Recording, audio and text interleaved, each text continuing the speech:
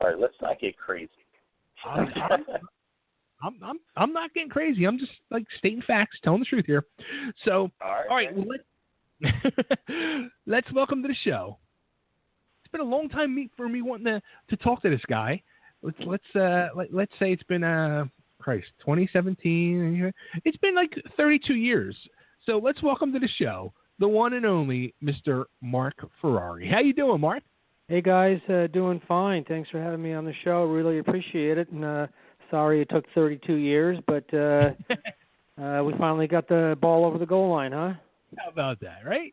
Now All right. Let's see if you can remember this show. When I talked to Ron Keel, he remembered it instantly. It was 1985, Philadelphia.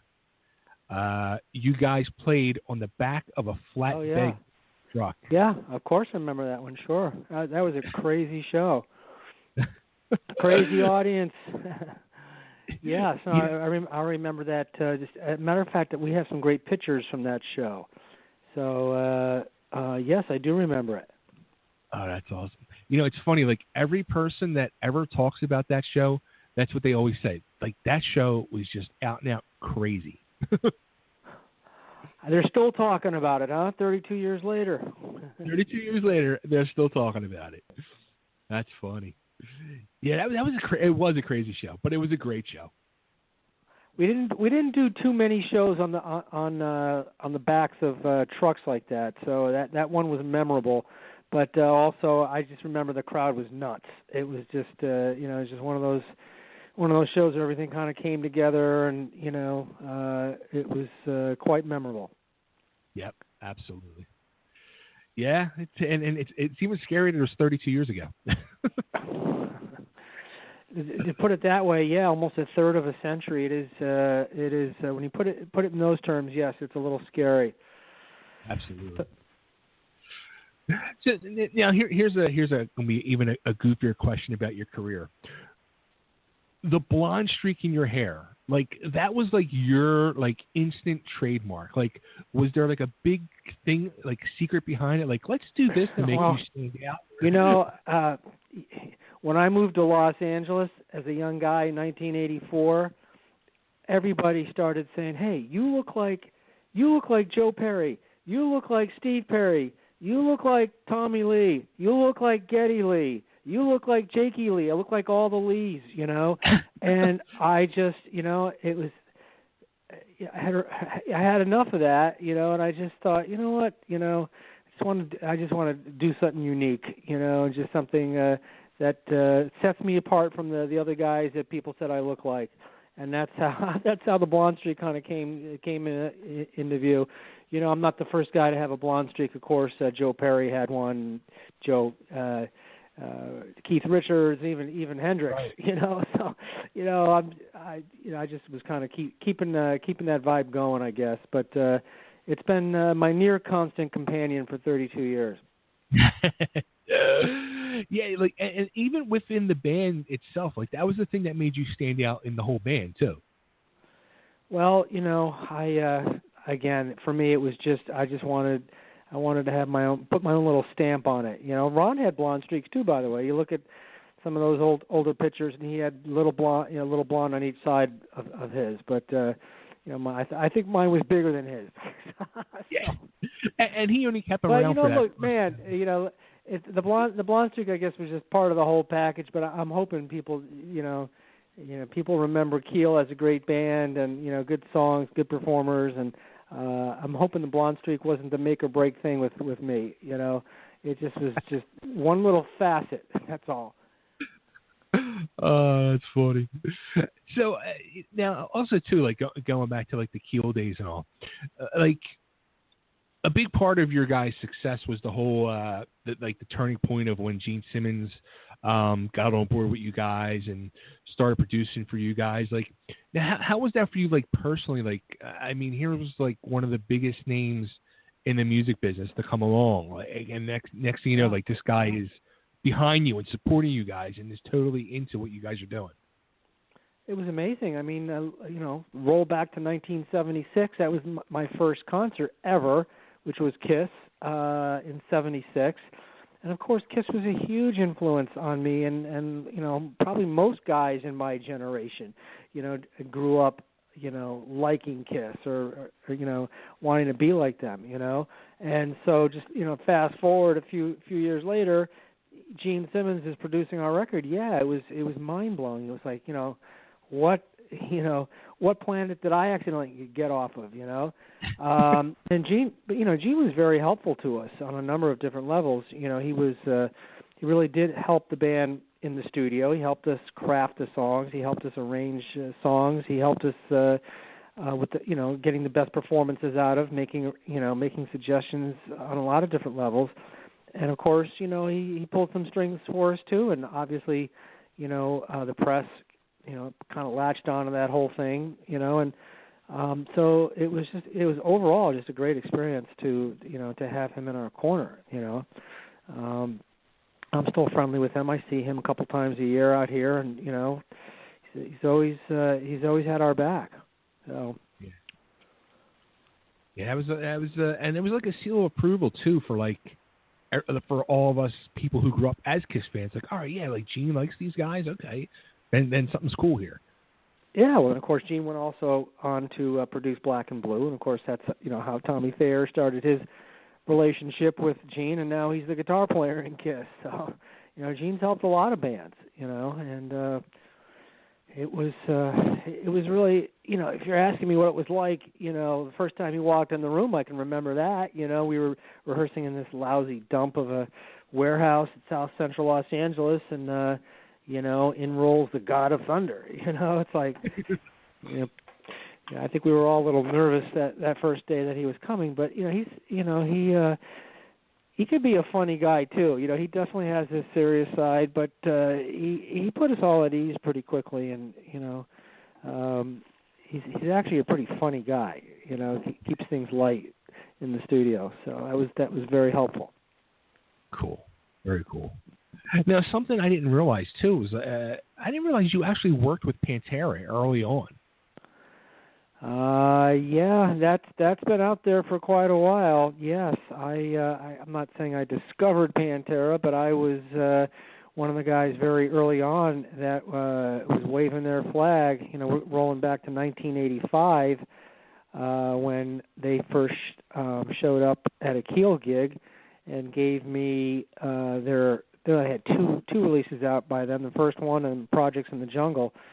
And I mean, I was just, you know, floored. You know, but those CDs or those releases, I should say, are a lot different than what Pantera morphed into. But back then, you know, they were commercial hard rock, you know, along the lines of Motley Crue, Judas Priest, Doc, and that kind of thing.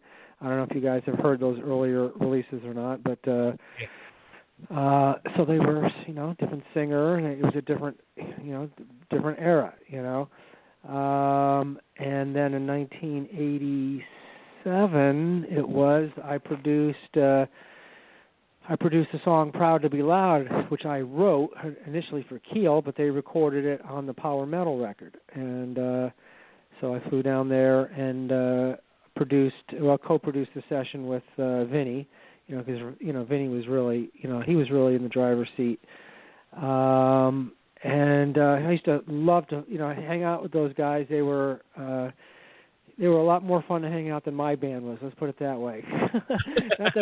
You know, our band. You know, it's like being in a marriage. You know, when you're in a band, you're married to four people, and you know, you get sick and tired of hanging out with the same guys. So I used to just love that. You know, any time I had a break, I would be flying down to Texas and hanging out with those guys. And I predicted their greatness a long time ago, and there's actually a video of me at the Texas Jam. I think it was 1989. I went down there just as a guest of the promoter, and I got interviewed. And the interviewer asked me about you know, this up and coming band from Dallas that I've been working with, and I made the prediction that they'd be playing the Cotton Bowl one day, and of course they did. So. You know, I'm proud that I've had a minor role in their success. I'm not taking any credit for anything that they did, because whatever they did on their own, and they did it on their own terms. But I certainly recognize their talent very early on. That's awesome. Yeah. Now, how about like doing that? Did you like? Do you think with Gene Simmons doing that for you guys, you were looking to do something similar? Yeah, it's all about passing the torch, man. That's really what it is. And in the case of Pantera, I just thought they were such extraordinarily gifted musicians. They were worthy of a record deal. And this is a little known fact. I actually got them signed to our label, Gold Mountain Records, back in like 88, 89. But back then, Gold Mountain wasn't a full-fledged label. They were distributed by MCA, and MCA had to sign off on anything on the label, and they didn't get it, But they at least signed Pantera to submit to MCA all those years ago. I'm glad they actually didn't get signed to MCA because that wasn't the right label for them at all. Right. But anyways, for me, it was trying to give back a little bit, and also because I just knew those guys were great, and Right. I just wanted to help out however I could. Now, how about like going back to Keel, like when you left? I mean, you guys were coming off like all this huge success, being on tour with Bon Jovi and all this stuff, and then you like felt like it was time to leave. Like, yeah, there was a lot of look, internally there was a lot of stuff that was going down back then. We came off the Bon Jovi tour in the summer of '87, and like 3 weeks later we were playing clubs. That was the only tour we did that whole year. The only major tour we did the whole year. It just seemed like we just hit a fucking brick wall, with the label. They just weren't, they weren't getting behind the band. We got the Bon Jovi tour, by the way, that was helped by my relationship with John and meeting him at a club, and him inviting me back to his place to play our new record, and that's how it all started, because I had lunch with the guy and he liked our record. But anyways, rolling back to why I left the band in '88, because when we came off the road in '87, we were kind of just floundering, and there was some pressure on us to like be more commercial. So then all of a sudden it's like, hey, let's bring in a keyboard player. And I just heavily disagreed with that, and I didn't want to be a thorn in anybody's side. I just decided it was kind of time for the little bird to leave the nest, and I had confidence in my abilities to land on my feet, and I did with cold sweat. It took a little while, but I did get there. right. But anyways, Ron and I just want to go on record saying Ron and I never had any bad blood. Not at all. Not at any time. It was all civil. It was all done respectfully. He came out to early Cold Sweat shows, and I reciprocated, and it was always on great terms. So it was never any blood spilled or anything like that. That's good. That's good. Yeah. And then with Cold Sweat, actually, I've had Roy on the show, which he's a great guy. Yeah, of course. He's a great singer, too. Yeah. Now, you guys ended up getting signed by MCA as well. And it seems like, and you kind of alluded to it, too, like with Pantera, like MCA wouldn't be the right label for them. I've heard a lot of people talk about MCA over the years, how they didn't seem to be the right label for the genre. Well, when labels are courting you, they'll say almost anything. It's kind of like when you're dating a new girl that you really like. If you really like her, you want to keep her, you want to woo her. You may say some things in the wooing process that may not be 100% true forever. And so, when Cold Sweat was out there. The band was called Ferrari originally, and then became Cold Sweat. But we were out there auditioning for labels, and there was one guy at MCA, Bret Hartman, who was a fan of commercial hard rock, and he was the guy that we hitched our horse to his wagon, so to speak. We believed in him, and we thought that he would be able to go to bat for us. And he did to the best of his ability, but with labels, it's a lot of stuff is done by committee, and you may have one cheerleader, but you need 10, But we're talking about stuff that happened 30 years ago. Should Cold Sweat have been bigger? Yeah. We made a really solid record. We did tour a fair amount that summer. I thought we had a pretty good shot at busting it open. But also, you have to remember back in the summer of 1990, it was kind of when musical tastes were starting to shift, and the grunge movement was kind of starting to rear its head. So there were other factors that were working against us too. You can't blame everything on MCA Records. It's always popular to blame the label, when things go wrong. When they go right, it's always the band's doing. When it goes wrong, it's always the label's doing. It's kind of the way it is, Right. But look, I don't have any regrets with any part of my career. Cold Sweat it was disappointing that we didn't have a longer run at it, and we didn't have a deeper run at it. But it kind of is what it is, and you can't you can't start pounding square pegs into round holes. You just have to accept things for what they are. Absolutely. Now, how about with Wayne's World? It seems like to me like that was like not only was that like a break for you, but it kind of like changed like your whole like I guess like not even just career, but like maybe like your whole outlook on everything, because it seems like you changed direction in music after that. Like because from that, like you really started seemed like you started working with more TV and movie and music in those outlets. The two things happened at the same time, but independent of each other. The Wayne's World gig happened through a relationship that I had with the director. Her name was Penelope Spheris, and she did a video for Keel. She did the Rock and Roll Outlaw video in '87, and I just had always kept in touch with her. And around that period of time, Wayne's World shot in the summer of '91.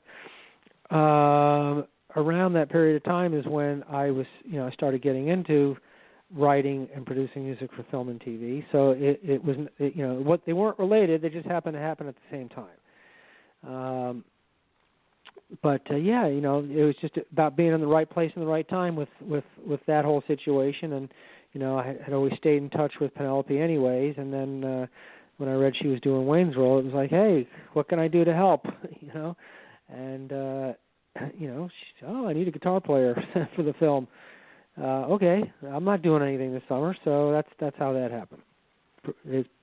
Matter of fact, just a couple months ago was the 25-year anniversary of the release of Wayne's World 1. So I don't know if you guys saw on my Facebook page, I attended one of the events here that Penelope was involved with, and hard to believe it's been 25 years, but it has. I remember the first time I saw that movie, and I was sitting there, and I was like, "Oh shit, that's Marc Ferrari from Keel." Yep, that was it.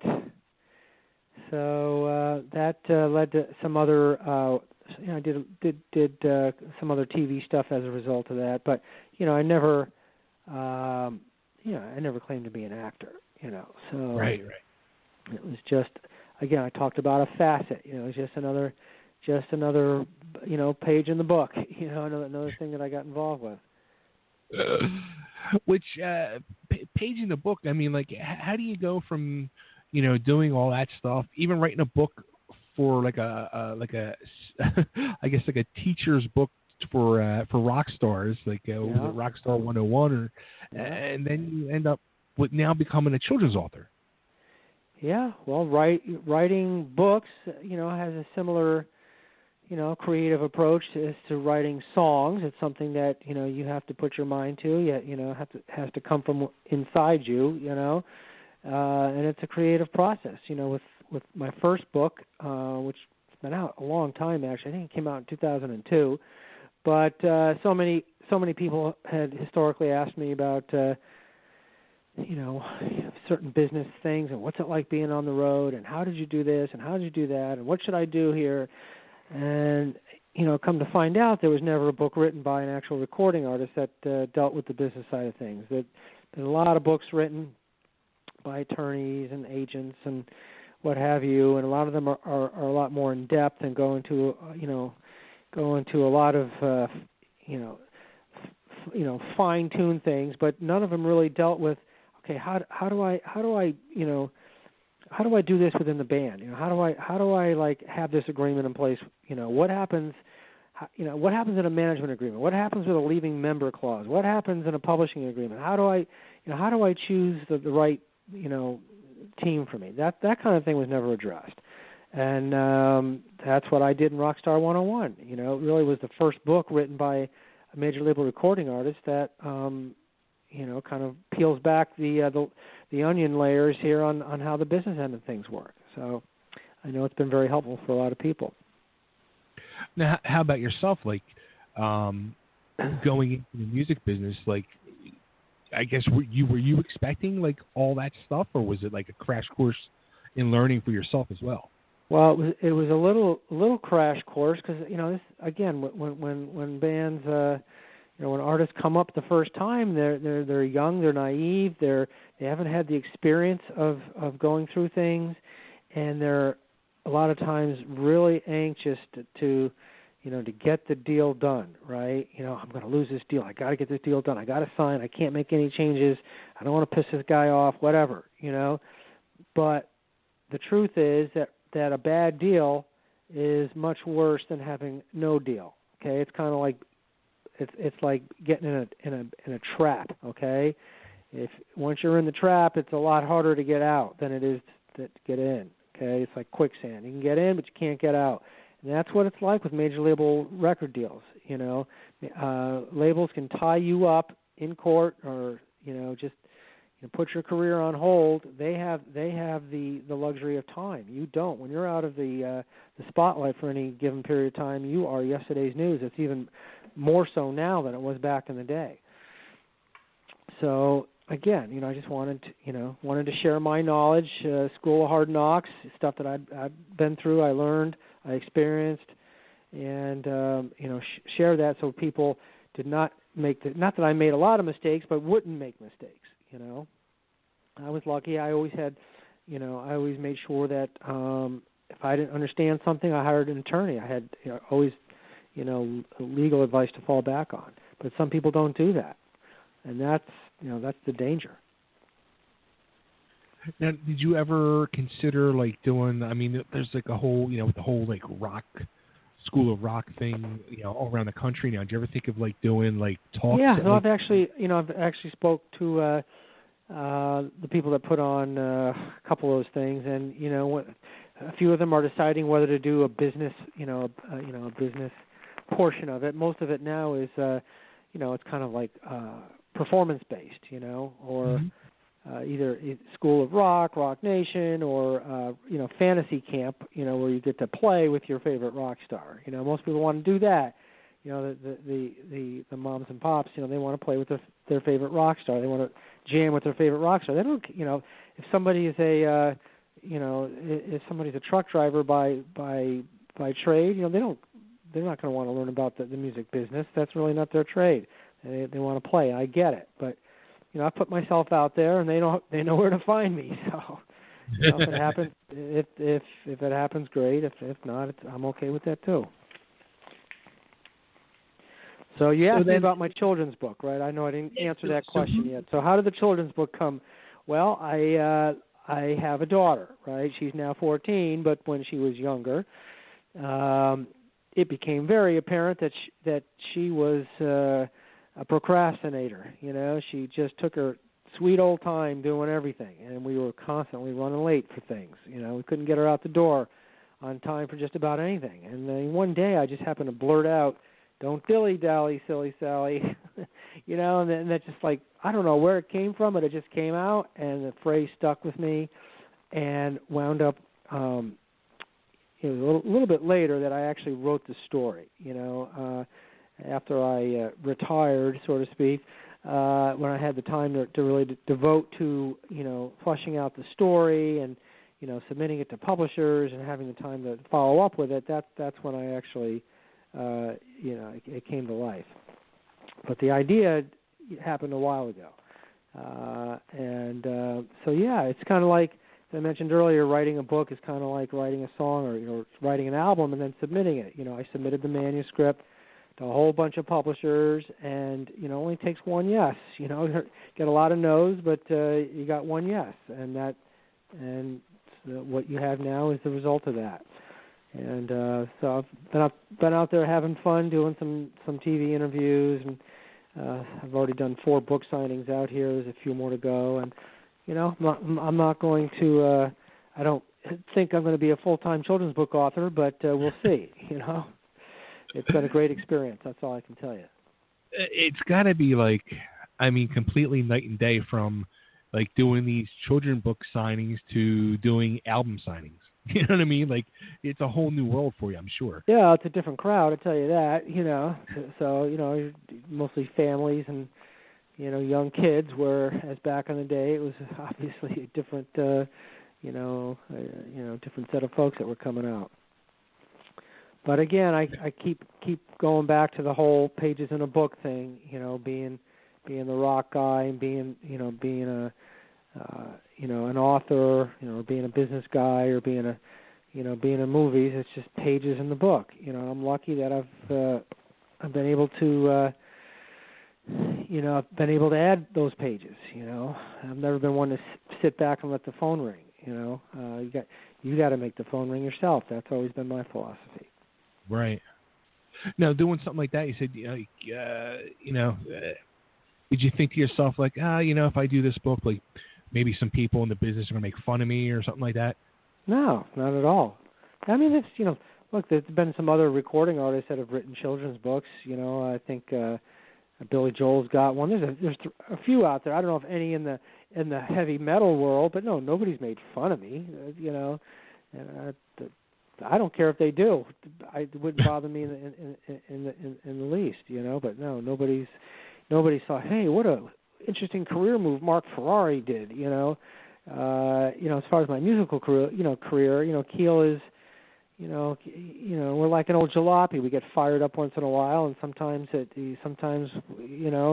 sounds good, and sometimes it sounds rusty. So, but it is what it is. So right.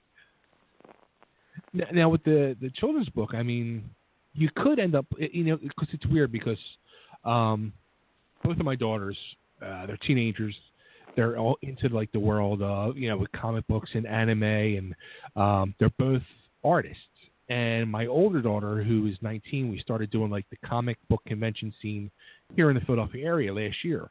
And she was approached by somebody who was doing a children's book and wanted her to be the artist of the book. So we had a few meetings with this guy, and seeing how he had already multiple books laid out for all different things, and he was showing us all to them. I mean, you could probably do the same thing with Silly Sally here. Well, I've been asked many times is this a series? Is this the only book, or is this a series? And I said, well, you know what? I'm gonna take one step at a time. If you would have asked J.K. Rowling if Harry Potter was going to be a series after her first book, she may not have known. But right. We'll see how this does, and maybe there is maybe there is another story that that follows this one. But I'm still in this cycle. I'm still out there actively promoting this book. The book's only been out about 6-7 weeks, so it's still early. But we'll see. That's all I can. Yeah. That's all I can tell you right now is we'll see. And then next thing you know, you could be having cartoons. The world is endless with Silly Sally. Maybe you'll be my agent. Well, you got a good handle on it. Now, how about your daughter? You said she's 14 now. What did she think of the whole idea of this whole book? Oh, she's a little embarrassed by it now, but she's a little embarrassed by it, but I think she's proud of me, and we this is kind of a whole bonding, this whole thing has been a great bonding experience, for us as a family. And, it was written for her and about her. As a matter of fact, some of the illustrations in the book were based on her sketches, so her cool. influence is all over it. Not only the story, she inspired the story, but she inspired some of the illustrations too. Nice. That's awesome. Good stuff. Yeah. Good for Silly Sally. Cool. Now, where can everybody get Silly Don't Dilly or Don't Dilly Dally? That's available on Amazon or Barnes and Noble. But I have, if anybody wants to buy one, that I would be more than happy to sign it to them personally. They can get me through my website, just marcferrari.com. Send me an email, and I will tell you how to do it. So that's the easiest way to get that done. Very, very cool. Marc, this has been great, man. Thanks for doing this. Well, it was worth the 32-year wait. Well, hopefully it won't be another 32 years for the next one. We'll both be old. Yeah. Hey, the door's open anytime. All right, fair enough. Thanks for having me on. Really appreciate it. Thank you. And can I just get you to cut a quick ID before I let you go? Sure. This is Marc Ferrari, and you're listening to Totally Driven Radio. Okay. Hey, all you rock and roll animals out there, this is Marc Ferrari at Keel, and you are listening to Totally Driven Radio. Turn it up. Awesome. Marc, thanks so much again, and we'll be talking soon. Okay, fair enough. Thanks. Thanks. Take care.